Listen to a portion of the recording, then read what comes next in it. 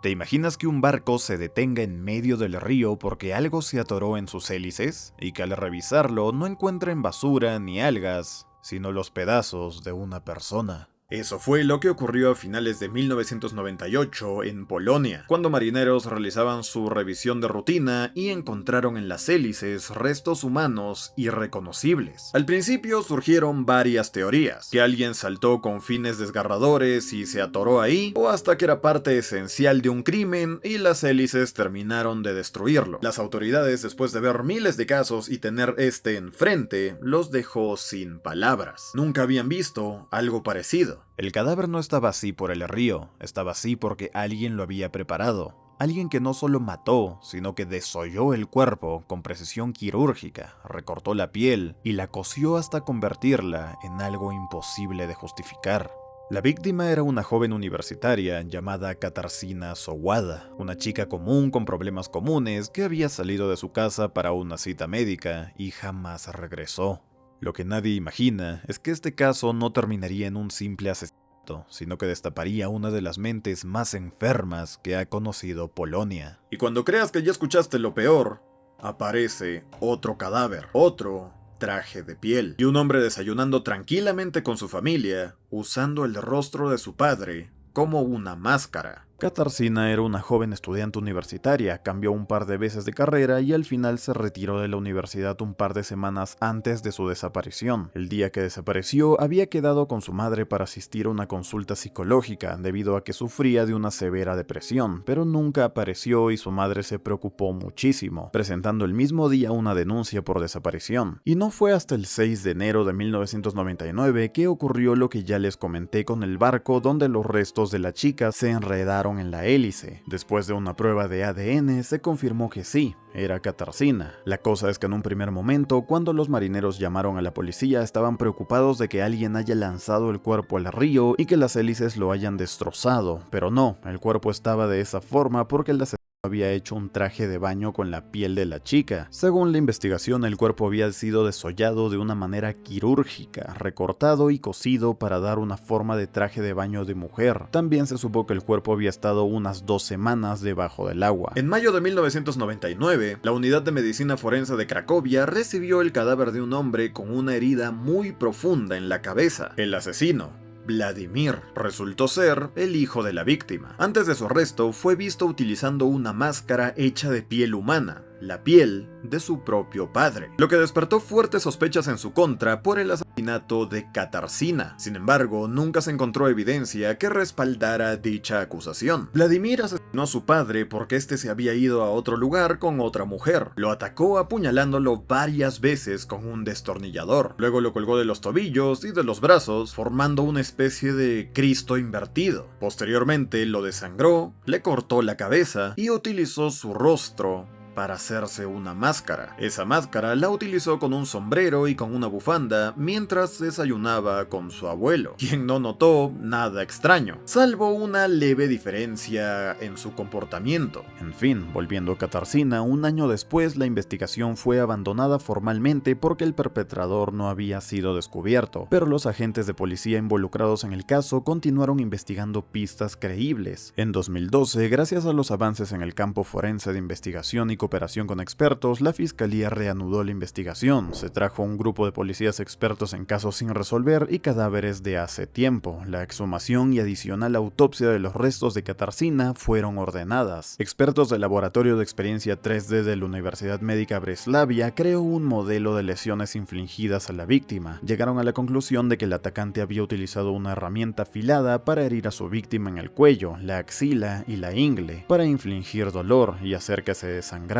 Gracias a estas lesiones también se dejó claro que había cierto motivo sexual detrás del asesinato. En 2014, un representante del FBI para Europa creó un perfil psicológico del sospechoso, señalando sus sádicas tendencias. En 2016, los investigadores consultaron con la Universidad de Coimbra al profesor Duarte Nuno Vieira, un especialista portugués en medicina forense y un experto en el campo de los signos de tortura en el cuerpo humano. Confirmó que Katarzyna fue torturada antes de su muerte y que el perpetrador probablemente fue entrenado en artes marciales, específicamente una variación particular no revelada. El 4 de octubre de 2017, 19 años después del asesinato la policía arrestó a Robert Janciuski, un hombre de 54 años, en su casa de Cracovia, distrito de Kazimierz. Los investigadores registraron su apartamento y encontraron sangre en el baño. Como resultado, el baño y el bastidor se aseguraron para pruebas adicionales. Era una persona de interés en 1999, pero no había sido arrestada por falta de pruebas en ese momento. Janciuski quedaba perfectamente con el perfil psicológico, ya que fue entrenado en artes marciales, conoció a la víctima, visitó la tumba de la víctima y tenía un historial de acoso a las mujeres. Anteriormente había trabajado en un laboratorio de disección donde trató con cadáveres humanos. También trabajó en el Instituto de Zoología de Cracovia, donde pudo observar el proceso de preparación de pieles de animales. Su empleo terminó el día después de que mató a todos los conejos del instituto durante su turno, a lo cual Janciuski no pudo explicar por qué lo hizo. Fue acusado de agravado asesinato con particular crueldad. Sostiene que no conocía a Katarzyna Sowada, aunque según la investigación se sabe que sí la conocía. El Tribunal de Apelación acordó prorrogar su detención hasta el 6 de septiembre de 2018 mientras los investigadores reunían pruebas. En diciembre, Janciuski se quejó de acoso por parte de los guardias de la prisión. Las afirmaciones fueron investigadas y se encontró que no tenían fundamento y simplemente era una manera de que lo sacaran de allí. En septiembre de 2019, los investigadores solicitaron que el caso se lleve a un juicio cerrado. Sin embargo, el 31 de octubre de 2024, el Tribunal de Apelación determinó que Robert no podía seguir arrestado sin juicio, por lo que fue liberado de la custodia. Tristemente, es extremadamente difícil llevar un caso como este, ya que estuvo congelado durante mucho tiempo. Por otro lado, existe una hipótesis adicional que los investigadores consideran a menor medida. Según ellos, el asesino y la persona que extrajo la piel son la misma persona. No obstante, cierta evidencia sugiere que podrían no haber sido la misma persona. El doctor Tomasz Konopka enfatiza que las extrañas características encontradas en la víctima solo han sido descritas en la medicina forense en 3 casos específicos: una caída desde gran altura, un accidente automovilístico a velocidades mayores a 80 km por hora o un disparo en la boca. Y estas estrías fueron encontradas en otras partes, en la pierna de Katarzyna. Bajo este contexto, parece poco probable que el asesino haya planeado todo un accidente automovilístico o, peor aún, que la haya lanzado de un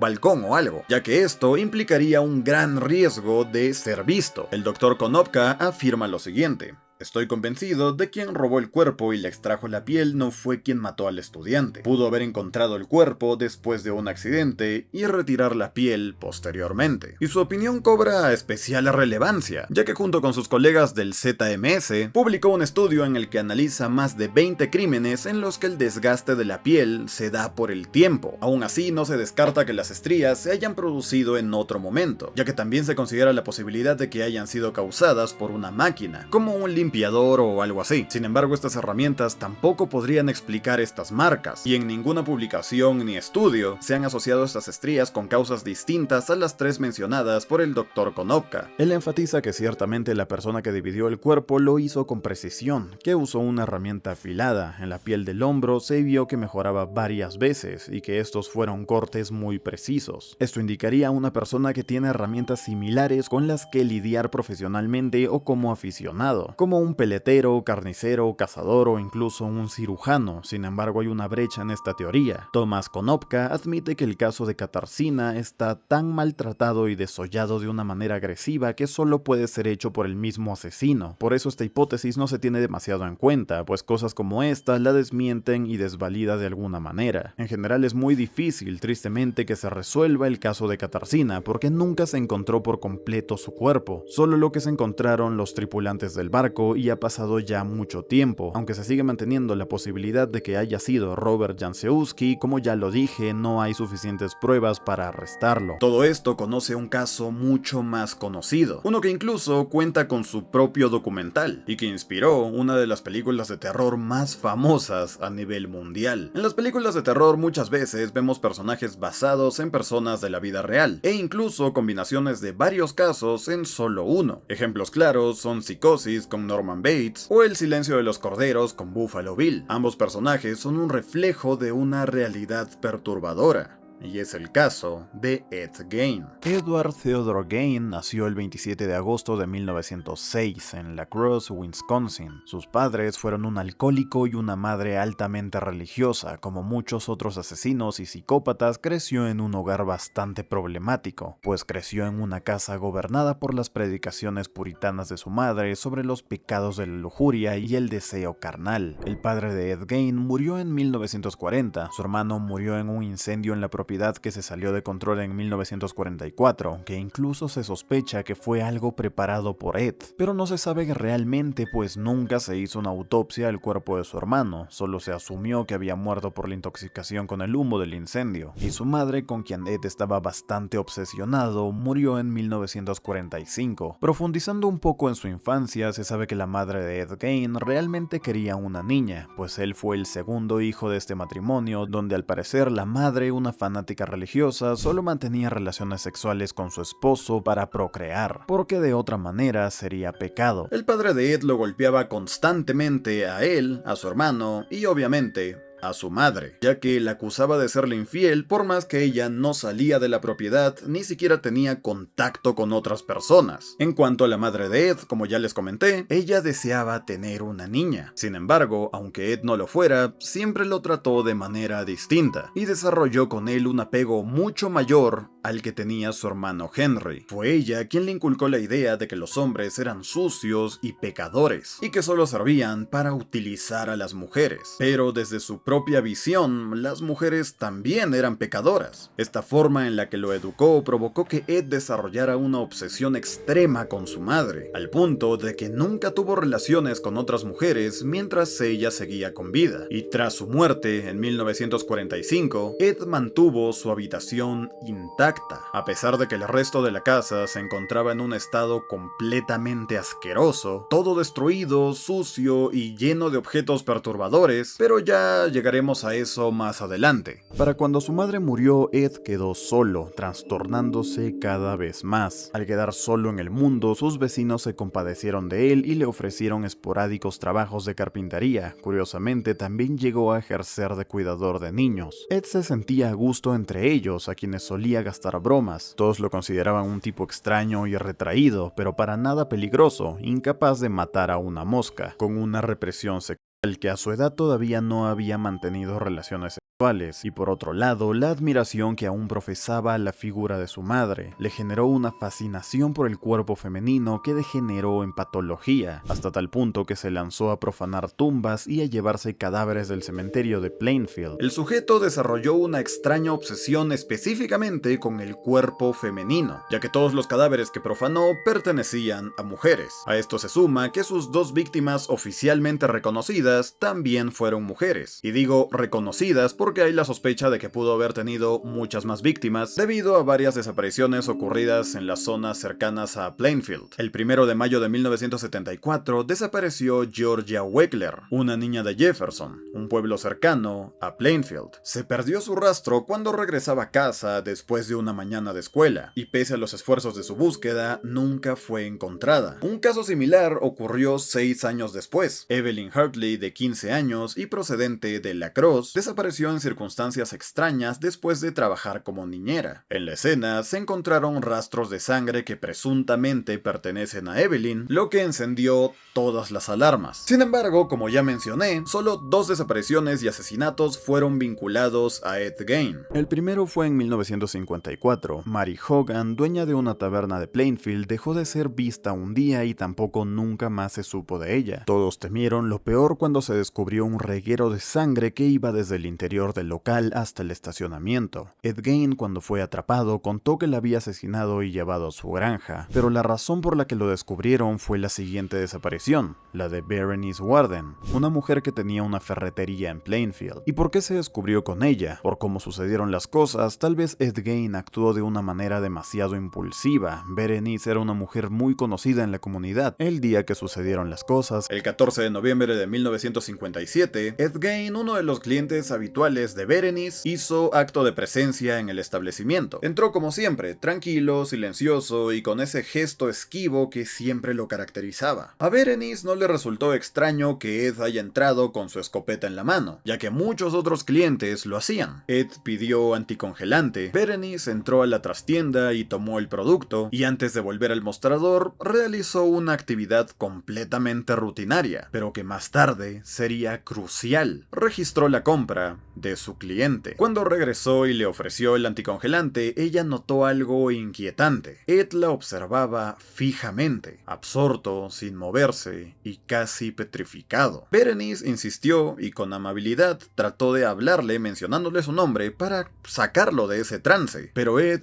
ya había tomado una decisión. Casi sin inmutarse, levantó su escopeta, apuntó a Berenice y le disparó en la cabeza, matándola en el acto. Según Ed, él no tenía previsto aquel asesinato, pero algo en su cabeza se removió. Como ya les comenté, este tipo estaba mal de la cabeza. Se imaginaba que era su madre que le daba estas órdenes de asesinar mujeres. Eso lo dijo luego cuando fue arrestado. De cualquier forma, Ed actuó con rapidez. Aferró el cadáver de Berenice, lo arrastró hasta su vieja camioneta Ford y se lo llevó a su granja. Allí abrió el cuerpo de arriba a abajo, lo vació y lo colgó en el cobertizo. Cuando al día siguiente por la tarde, Frank, el hijo de Berenice, regresó y fue a la ferretería de su madre, no solo no la encontró, sino que descubrió un pequeño charco de sangre. Rápidamente se dirigió a las autoridades locales. Estas registraron el establecimiento en busca de alguna pista, pero no obtuvieron nada concluyente, solo un dato que enseguida les pareció de lo más irrelevante. En la boleta de la compra figuraba Ed Gein como el último cliente al que Berenice había atendido. ¿Y por qué les parecía irrelevante? Porque Ed era considerado raro, pero no peligroso, y en su mayoría a todos les caía bien. Cuando desapareció Mary Hogan, incluso Ed decía en las reuniones que se hacían para buscarla que ella no estaba desaparecida, estaba en su granja, y la gente, por lo mismo de que lo creían un ser extraño pero inofensivo, se tomaban esto como un chiste muy oscuro, pero un chiste al fin y al cabo. En fin, luego de empezar a dudar un poco, fueron a la granja de Ed, porque era parte de lo que debían hacer según la burocracia, y cuando llegaron descubrieron cosas horribles. Ed no estaba en ese momento, así que los oficiales entraron y como no había luz, tenían que guiarse con una bengala. Aunque en un primer momento no se podía ver con claridad qué es lo que había allí, sí podían olerlo. Describieron el ambiente como algo horrible y nauseabundo, lo cual tenía sentido. En la casa de Ed habían cientos de objetos fabricados con piel humana. Entre ellos, el cuerpo de Berenice Warden apareció decapitado y colgado del techo como un animal en una carnicería. Ese fue el hallazgo que los llevó a huir despavoridos de ese lugar, obviamente horrorizados por la escena que acababan de ver. Y aún así, esa misma noche, Ed fue arrestado. En la escena se encontraron numerosos objetos hechos de piel y restos humanos, como una colección de cráneos cortados y convertidos en tazones. También ceniceros, cajas con narices, cuchillos, lámparas y sillas forrados de piel, un cinturón confeccionado con pezones femeninos y también la máscara y el chaleco de piel humana que Ed solía usar en las noches de luna llena. Era una forma extraña y profundamente perturbadora de travestismo. El chaleco de piel humana incluía los pechos de mujer y estaba acompañado de algo que parecía un pantalón, también hecho de piel. Sin embargo, y pese al caos del resto de la casa, la habitación de su madre permanecía completamente intacta. Nadie había entrado allí en años, algo evidente por la gruesa capa de polvo acumulado. A diferencia del resto del lugar, todo en esa habitación estaba perfectamente ordenado. Ed tardó casi un día en reconocer sus crímenes. Habló de Berenice Warden y también de Mary Hogan, de cómo las había matado y se las había llevado a su granja. Pero respecto a Georgia Weckler, Evelyn Hartley, Victor Travis y Ray Burgess, otros dos desaparecidos que se asocian a Ed, negó rotundamente cualquier implicación pese a las insistencias del sheriff y sus agentes. Sí reconoció la profanación de tumbas en el cementerio de Plainfield, pero dejó claro que no pretendía mantener relaciones con los cadáveres. También añadió que le era difícil recordar los detalles de los dos asesinatos porque justo antes de cometerlos había entrado en una especie de trance, dato que posteriormente dispararía las hipótesis sobre si en su mente había sido su madre quien le había ordenado aquellas muertes. Todo eso fue lo que terminó trasladándose a la ficción. Resulta curioso cómo todas las películas que tienen una inspiración en este caso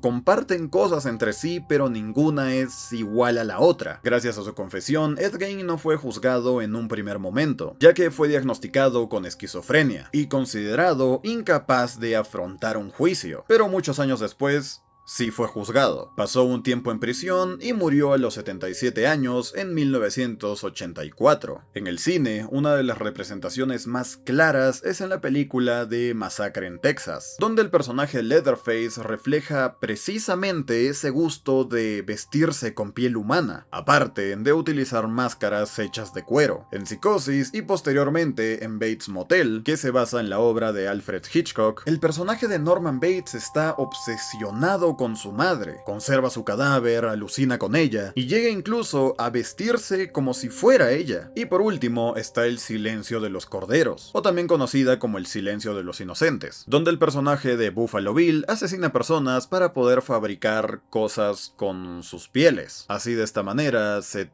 trasviste de otras personas, un elemento claramente inspirado en Ed Gein. Y eso es todo por el video, muchas gracias por verlo, suscríbanse, denle un like y comenten lo que sea para que les dé un corazón. Tienen todas mis redes en la descripción y nos vemos en la próxima.